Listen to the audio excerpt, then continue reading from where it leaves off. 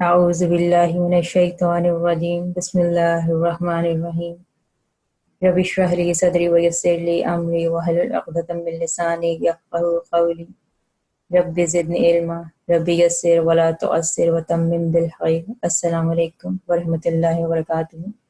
آج ہم اپنا سبق نمبر 5 وہ شروع کرتے ہیں۔ تو سبق نمبر 5 میں کیا پڑھیں گے ہم؟ اعراب۔ تو سب سے پہلے میں آپ کو تھوڑا سا پھر پیچھے سے بتا دیتی ہوں کہ پیچھے ہم لوگوں نے شروع کر لیا ہوا تھا، اور اسم کو سمجھنے کے لیے ہم لوگوں کو 4 چیزوں کی جو ہے وہ اچھی طرح سے سمجھ ہونی چاہیے۔ وہ 4 چیزیں کون سی تھیں؟ اس کا عدد تھا، جنس، اس کی وسعت اور اس کا اعراب۔ تو سب سے پہلے نمبر پہ ہم اعراب شروع کریں گے۔ اعراب بہت امپورٹنٹ ہے، تھوڑا سا مشکل بھی ہے، لیکن یہ بہت زیادہ جو ہے وہ امپورٹنٹ بھی ہے، کیونکہ باقی جو جتنی بھی چیزیں ہیں وہ اس سے لنک کریں گی۔ تو سب سے پہلے ہم اعراب شروع کریں گے، ٹھیک ہے؟ اس کے بعد کیا ہوگا کہ ہمیں دوسری چیزوں کو پڑھنے میں آسانی ہو جائے گی، ٹھیک ہے؟ تو اعراب ہم لوگ شروع کرتے ہیں۔ بہت بنیادی جو ہے اس کا کمپوننٹ ہے اسم کو سمجھنے کے لیے، اور اس کے اگر لفظی میننگ دیکھیں تو وہ کیا بنتے ہیں کہ کسی چیز کو عربی بنانا، ٹھیک ہے؟ کسی بھی جو لفظ ہے آپ اس کو عربی بنا رہے ہیں، اس کے لفظی میننگ ہے، ٹھیک ہے؟ ہمارے ذہنوں میں کیا آتا ہے؟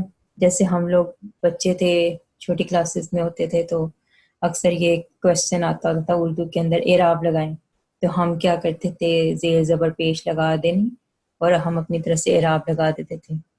عربی کے اندر کیا ہے؟ عربی کے اندر اعراب لگانا اس کو نہیں کہتے، ٹھیک ہے؟ جو زیر زبر پیش یعنی فتحہ، کسرہ اور دمہ، کوشش کریں یہ والے نام یاد کرنے کی نا جو ہم لوگ پڑھ چکے ہیں، کہ پیش کو دمہ کہتے ہیں، زیر کو کسرہ کہتے ہیں، اور جو زبر ہے اس کو فتحہ کہتے ہیں۔ تو اپنی زبان پہ ان ناموں کو یوز ٹو کریں۔ تو یہ بیسیکلی کیا ہے؟ یہ حرکات ہیں، ٹھیک ہے، جو ہم زیر زبر پیش لگاتے ہیں، ٹھیک ہے؟ تو یہ حرکات ہیں۔ حرکات کیوں استعمال کی جاتی ہیں؟ کسی بھی جو لفظ ہے اس کو کسی خاص ڈائریکشن میں جو ہم اس کو سمت دیتے ہیں بیسیکلی، ٹھیک ہے؟ جیسے واولز ہیں انگلش کے اندر، اے ای او، تو یہ بھی آ ای، ٹھیک ہے، او کی آواز دیتے ہیں۔ اسی طرح زبر دیکھ لیں، آ کی آواز ہے، اور اسی طرح پیش جو ہے وہ او کی آواز ہے، اسی طرح زیر ای کی آواز ہے، ٹھیک ہے؟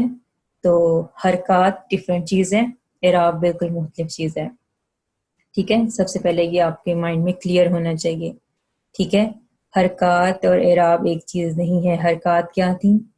دمہ، فتحہ، کسرہ، تنوین، یہ حرکات تھیں، ٹھیک ہے؟ اور اعراب ڈفرینٹ چیز ہے، اور انشاءاللہ ہم اگلی سلائیڈ میں سمجھنے کی کوشش کرتے ہیں اعراب ہے کیا۔ اچھا جی، اس کو ہم کچھ جملوں سے سمجھنے کی کوشش کریں گے، ٹھیک ہے؟ یہ جملے آپ غور سے پڑھیں گے۔ حامد نے زید کو مارا، ٹھیک ہے؟ حامد نے زید کو مارا، زید نے حامد کو مارا، زید نے حامد کے بھائی کو مارا۔ اب یہاں اپنا حامد کے اوپر غور کریں۔ پہلے حامد نے مارا تھا زید کو، پھر حامد نے مار کھائی زید سے، ٹھیک ہے؟ تو پہلے حامد نے مارا، پھر حامد نے مار کھائی۔ اب تیسرے جملے میں حامد کے ساتھ کچھ نہیں ہوا، ٹھیک ہے؟ زید نے بھائی کو مارا، ٹھیک ہے؟ بھائی کو مارا، لیکن ابھی ہمیں نہیں پتہ چل رہا کس کے بھائی کو مارا، تو وہ حامد کے بھائی کو مارا۔ تو بیسیکلی یہاں حامد جو ہے وہ صرف ایک ریلیشن شو کرنے کے لیے استعمال ہوا ہے، ٹھیک ہے؟ اضافی طور پہ آپ کہہ سکتے ہیں کہ زید حامد کے ساتھ اٹسیلف کچھ نہیں ہوا، لیکن اس کو صرف اضافی طور پہ استعمال کیا گیا ہے، کیونکہ ہم نے بتانا تھا کہ بھائی ہے، لیکن کس کا بھائی ہے، ٹھیک ہے؟ تو اب یہاں کیا ہے؟ حامد کیا ہے؟ فاعل ہے۔ اس جملے میں حامد کیا ہے؟ مفعول ہے، یعنی اس نے مار کھائی ہے۔ اس جملے میں اضافی طور پہ آیا ہے، ٹھیک ہے؟ اس کے ساتھ ہوا کچھ نہیں ہے، صرف ریلیشن شو کی ہے، ٹھیک ہے؟ تو حامد فاعل، حامد مفعول، اور حامد اضافی طور پہ، ٹھیک ہے؟ جب آپ عربی کے اندر ان کو لکھا ہوا دیکھو گے نا تو وہ آپ کو ایسے ملے گا، ضرب حامد زیدن، ٹھیک ہے؟ اب حامدن، یہ آپ کن پہ تنوین نظر آ رہی ہے، ٹھیک ہے؟ حامدن تنوین نظر آ رہی ہے، کون سی والی؟ دمہ نظر آ رہا ہے، ٹھیک ہے؟ اب یہاں دیکھیں ضرب زیدن حامدن، یہاں 2 زبر نظر آ رہی ہیں ہمیں، ٹھیک ہے؟ اسٹیٹس مطلب دیکھیں، یہاں سے فاعل تھا، فاعل میں ہمیں پیش نظر آ رہی ہے، پیش والی تنوین، مفعول ہے تو ہمیں یہ دو زبر نظر آ رہی ہیں. ٹھیک ہے. اب کیا ہے, حامد اضافی طور پہ آیا ہے. ضربہ زید اخو حامد. ابھی آپ نے دوسرے جملے سے پریشان نہیں ہونا کہ یہ کیا لکھا ہوا ہے, ہمیں تو کچھ نہیں سمجھ آ رہی, یہ ضربہ کیا ہے, یہ ایسے کیوں آیا ہے. صرف حامد پہ غور کرنا ہے. ٹھیک ہے. تو یہاں حامدن ہے تو یہاں حامدن ہے. ٹھیک ہے, ٹرانسلیشن کر کے یہ چیزیں بنی ہیں. اب یہاں دیکھیں, یہ بیسیکلی یہ اعرابی چینج ہے, اعراب چینج ہوا ہے. یہاں پیش کے ساتھ, یہاں زبر کے ساتھ, اور یہاں زیر کے ساتھ. اور یہاں آپ دیکھیں حامد کا کیا ہوا ہے, حامد کے میننگ سیم نہیں ہوئے. مطلب ہم یہ کہیں کہ حامد یہاں پہ حامد ہے, یہاں کیا وہ محمود بن جائے گا؟ نہیں, یہاں بھی وہ حامد ہے, تیسرے جملے میں بھی وہ حامد ہے. حامد کا میننگ چینج نہیں ہوا. ٹھیک ہے, پہلے میں بھی وہ حامد تھا, دوسرے میں بھی حامد, تیسرے میں بھی حامد. ایسا نہیں ہے کہ پہلے میں حامد ہے, دوسرے میں محمود ہے, اور تیسرے میں وہ حماد ہو گیا. ایسا نہیں ہے, تینوں جملے میں حامد حامد ہی ہے. اس کے میننگز میں کوئی چینج نہیں آیا.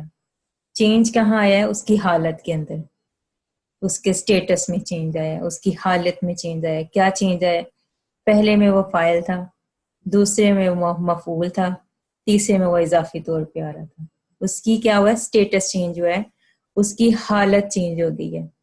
پہلے وہ کام کر رہا تھا, دوسرے میں اس پہ کام کیا جا رہا تھا, اور تیسرے میں وہ کچھ بھی نہیں کر رہا تھا, اس کو ریلیشن کے لیے شو کیا گیا. ٹھیک ہے. تو یہاں لیکن سٹیٹس چینج ہو گیا, میننگ چینج نہیں ہوا. حامدن, حامدن, حامدن. یعنی فاعل ہوگا تو پیش آئے گی, مفعول ہوگا زبر آئے گی, اضافی طور پہ آئے گا زیر آئے گی. ٹھیک ہے. تو یہ اس کی اعرابی حالتیں چینج ہوئی ہیں. ٹھیک ہے. کیا ہوا ہے؟ اس کی اعرابی حالتیں چینج ہو گئی ہیں. یہ ہوتا ہے اعراب. ٹھیک ہے. اس کا سٹیٹس چینج ہوتا ہے معنی میں تبدیلی کے بغیر. ٹھیک ہے. اس کی حالت چینج ہوتی ہے, اس کو اعراب کہتے ہیں. ٹھیک ہے. ایک دفعہ پھر اس کو دیکھ لیتے ہیں. حامد نے زید کو مارا. ٹھیک ہے. حامد فاعل, یعنی حامد نے کام کیا ہے. زید نے حامد کو مارا, حامد کے اوپر کام ہوا ہے, یعنی وہ مفعول ہے. زید نے حامد کے بھائی کو مارا ہے, زید نے بھائی کو مارا ہے, حامد اضافی طور پہ آیا. ٹھیک ہے. تو پہلے میں فاعل, مفعول اور اضافی طور پہ. جب فاعل میں ہوتا ہے تو یہ کون سی حالت آتی ہے؟ دو پیش والی یا پیش والی. ٹھیک ہے. مفعول ہوتا ہے تو زبر والی حالت آتی ہے. ٹھیک ہے. اور اگر وہ اضافی طور پہ ہو تو یہ دو زیر آتی ہیں. ٹھیک ہے. یہ جو مفعول والی حالت ہے, یہ اب حالتیں ہم انشاءاللہ ان کے جو نام ہیں نیکسٹ لیکچر میں پڑھیں گے. آج صرف اس کو سمجھنے کی کوشش کریں کہ اعراب کیا تھا. میننگ میں تبدیلی نہیں ہوئی, معنی چینج نہیں ہوئے. کیا ہوا ہے؟ اس کی حالت چینج ہوئی ہے, اس کا سٹیٹس چینج ہوا ہے. اس کو اعراب کہتے ہیں.